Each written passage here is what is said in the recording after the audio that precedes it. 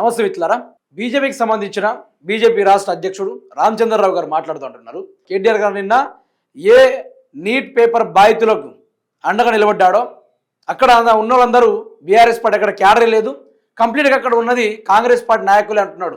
అక్కడ ఓ యువతి లేచి అడిగింది, మేము పేడ్ ఆర్టిస్టులం కాదు, మేము నీట్ పేపర్ లీకేజ్ బాధితులం, మా తోటి విద్యార్థులు ఉరేసుకొని చనిపోయారు, దీనికోసం మేము ప్రొటెక్ట్ చేస్తూ ఉంటే మమ్మల్ని యాంటీ హిందువులుగా, యాంటీ నేషనలిస్ట్గా, మమ్మల్ని ఉగ్రవాదుల కన్నా తీవ్రంగా చూస్తూ ఉన్నారు, మా మీద లాఠీల దాడులు జరిగినాయి, రక్తాలు ఏరులై పారుతున్నా కూడా ప్రభుత్వం మినిమం పట్టించుకోలేదు, ప్రభుత్వం ఎక్కడ కూలిపోతుందనే భయంతో నిన్న మొన్న నరేంద్ర మోడీ బయటకు వచ్చి సెల్ఫీ వీడియో రిలీజ్ చేయడం జరిగిందని చెప్పేసి తెలంగాణ ప్లస్ భారతదేశం మొత్తం ఇది బయటకు వస్తూ ఉంది. ఒక టాపిక్ దీని గురించి ఈ విధంగా మాట్లాడుతుంటే బీజేపీ వాళ్ళ సిగ్గులేని మాటలు, మతి తప్పిన మాటలు, నిజం చెప్పాలంటే ఎచ్చుల రాజకీయాలు అంటారు చూసిర్రా, దీన్నే అంటారు.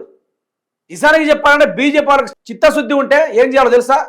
బాధ్యతగా రాజీనామా చేయాలి, రాజీనామా చేసి దిగిపోవాలి. మాట్లాడితే మా హిందువుల మీద ఎవరుతుర్రు అని మాట్లాడుతున్నాడు. బీజేపీ రామచంద్రరావు గారిని అడుగుతున్నా, ఏ మతం అండి మీది? మీ బీజేపీలో ఏ మతం? కొరియా జాతికి సంబంధించిన మతమా, చైనా జాతికి సంబంధించిన మతమా, లేకుంటే ఆఫ్రికా జాతికి సంబంధించిన మతమా? ఏ మతం మీది? మేమందరం భారతీయులం, మా భారతీయులు అందరూ హిందువులే ఉంటారు, మోస్ట్లీ మేము హిందూ దేవాలను పూజించుకుంటూ ఉంటాం. మరి మీరెవరు? మరి మా మతాలలో పక్కింటోని గెలకొద్దు, పక్కింటితో మంచిగా ఉండాలని చెప్పేసి మా మతాల్లో ఉంటుంది. మరి మీ మతాల్లో పక్కింటోని గెలుకు, వాన్నే గెలుపుతా ఉండు, వారి పనిలో ఉండు అని మీ మతంలో రాస్తుందా? ఏం మతం మీది? అందులోనూ ఈయన మాట్లాడతాడు, ఆ ప్రొటెస్ట్లా కేటీఆర్కి సంబంధించిన ఎవరు లేరు, అందరు కాంగ్రెస్ కార్యకర్తలేనట. సిగ్గుండాలి రామచంద్రరావు గారు మీరు మాట్లాడడానికి. నోరు కొంచెమైనా సిగ్గుండాలి, బీజేపీ పార్టీ కొంచెమైనా బుద్ధి ఉండాలి. మీ పార్టీ పనికిరాని పార్టీ, పూజకు పనికిరాని పార్టీ, వాడిపోయిన పార్టీ. రాబోయే రోజుల్లో తెలంగాణ రాష్ట్ర గడ్డ మీద మీ బీజేపీ అనే విత్తనం వేస్తే అది లోపలనే మురిగిపోయే పార్టీ మీదే. ఒకసారి ఈయన మాటలోనే వినుకునే ప్రయత్నం చేయండి ఒకసారి.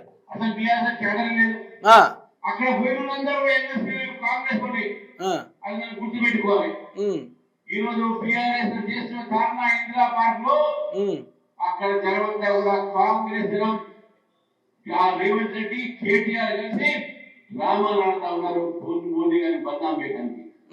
మీ మోడీ ఏమైనా గుళ్ళు కట్టి అలసిపోయిందా? మీ మోడీ ఏమైనా భారతదేశాన్ని బాగుపరిచి అలసిపోయిందా?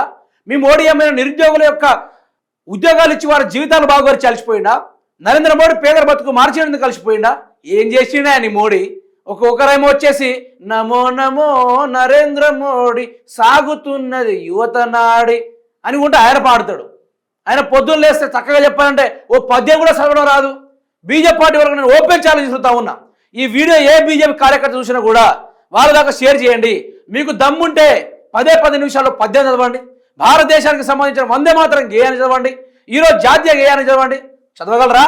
చూడకుండా తడాస్తంగా చెప్పగలరా? ఏ ఒక్కడికి రాదు, చెప్తున్నా కదా, ఏ ఒక్కడికి రాదు. ఏమంటాడు ఈ మనిషి అంటే, అక్కడ కేటీఆర్ ఏదైతే నిరసనలు తెలిపారో వీళ్ళందరూ మోడీ మీద టార్గెట్ చేస్తున్నారని. ఏం చేసిండు మోడీ దేశానికి? పక్క దేశాల్లో పోయి ఉన్న గుళ్ళ కాడ పోయి మొక్కొచ్చిన వీడియో పెట్టిండు. ఏం తీసుకొచ్చిండు? ఎక్కడో యుద్ధాలు జరిగితే మన దేశం నుంచి 600 కోట్ల రూపాయలు ఇచ్చిరాడికి, కానీ మన నిరుద్యోగులకు 600 కోట్లు కేటాయించుంటే ఎంతమందికి ఉద్యోగాలు ఇచ్చోటు, ఎంతమందికి ఉద్యోగాలు వచ్చేటివి, ఎంతమంది ఉద్యోగాలతోటి జీవితాలు ఫ్యామిలీ సెట్ అయ్యేటివి? దాని గురించి మనం ఆలోచించిన అయినాడా? ఈరోజు ఏం మాట్లాడతాడు? మన మోడీ ఇట్లా చేసిండు, అట్లా చేసిండు. మోడీ రాకముందు భారతదేశ పర్ క్యాపిటా ఇన్కమ్ బాగుండే. మోడీ రానప్పుడు సైంటిస్ట్ వ్యవస్థ బాగుండే భారతదేశంలో. మోడీ రానప్పుడు రోడ్లు కానీ ఫ్లైఓవర్లు కానీ బ్రహ్మాండంగా ఉండే.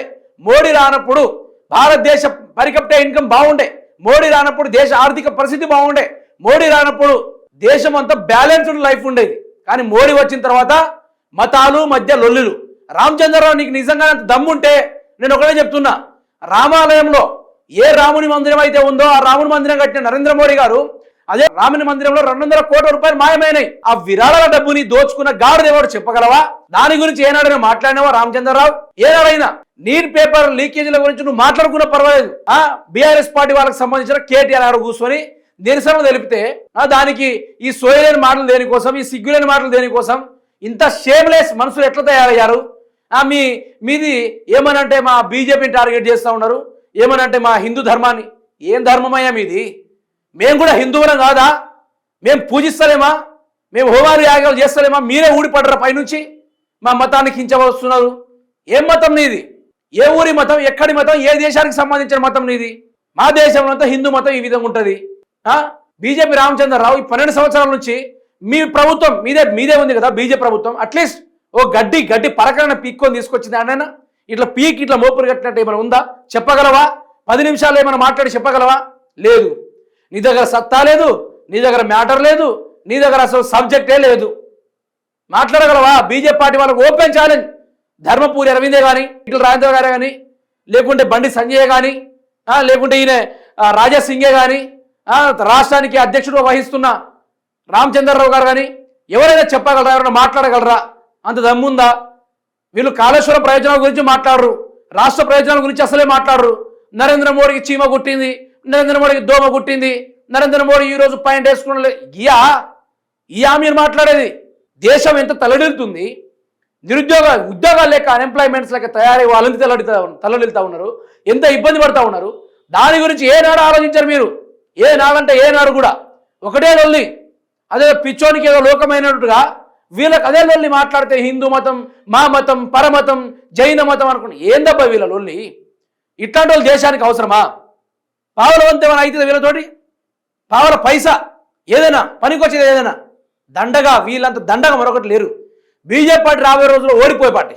బీజేపీ పార్టీ మతాన్ని అడ్డు పెట్టుకుని చిచ్చోరా రాజకీయాలు చేసే పార్టీ తప్ప బీజేపీ పార్టీతో ఏది కూడా రాదు, జరగదు, పోదు.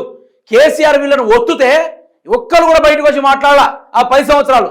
ఈ రోజు రేవంత్ రెడ్డి అనేటోడు ఉన్నాడు కాబట్టి పైన మాటలు ఒకరినొకరు వీళ్ళు హైప్ చేసుకుంటున్నారు, ఒకరినొకరు వీళ్ళు హైలైట్ చేసుకుంటున్నారు తప్ప వీళ్ళ ముఖాలకు ఒకరేమో ఛాయ్ అమ్మినోళ్ళు ఉంటారు, ఒకరేమో ఓటుకు నోటు కేసులో దొరికినోడు ఉంటాడు తప్ప వేరేటోళ్ళు ఎవడు ఉంటాడు ఇక్కడ. ఇది మనకు క్లారిటీగా అర్థమవుతా ఉంది. దయచేసి తెలంగాణ సమాజం మేలుకోవాలి, భారతదేశ యువత కూడా మేలుకోవాలి. నీటి గురించి మాట్లాడే శాత కానీ కొందరు దద్దమ్మలు ఈ విధమైన ప్రెస్ మీట్లు పెట్టి మాట్లాడే కార్యక్రమాలు చేస్తూ ఉంటారు.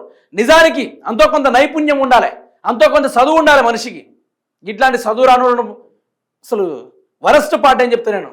బీజేపీ పార్టీ అంటే the worst party in this India అని చెప్తా.